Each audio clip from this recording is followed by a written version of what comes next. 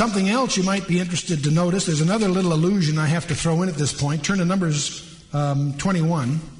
In verse 14, there's another one of these little verses that leap out at you if you're... Well, it's a verse, I guess, if you're normal and well-adjusted, when you encounter, you just read on. But if you've been to one of my Bible studies, you're no longer normal and well-adjusted. You watch for these silly little things. But verse 14, number 21:14, wherefore it is said in the book of the wars of the Lord, what he did in the Red Sea and the brooks of Arnon, and it goes on. There apparently is a book of the wars of the Lord. Some commentators say, well, it's in our hands. It's the Bible. And I guess I could concede that. And yet, I suspect there may be something else specially mentioned here. But I think it's interesting. Our God is a God of war.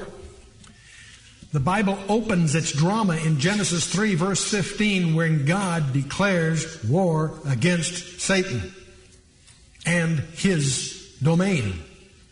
The planet Earth is Satan's domain. You and I are, whether we like it or not, are engaged in a warfare. And that warfare, we're going to increasingly discover, is one that involves basically our initiative, but only after thorough preparation.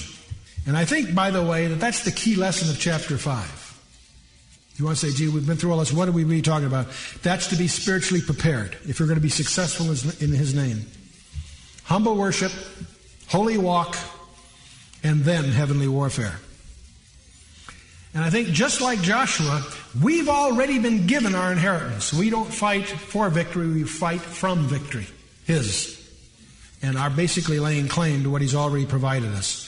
Which brings us, of course, to the conquest of Jericho, chapter 6. The people who work out in gyms usually say, no pain, no gain. Well, in the spiritual warfare, no conflict, no crown. Huh?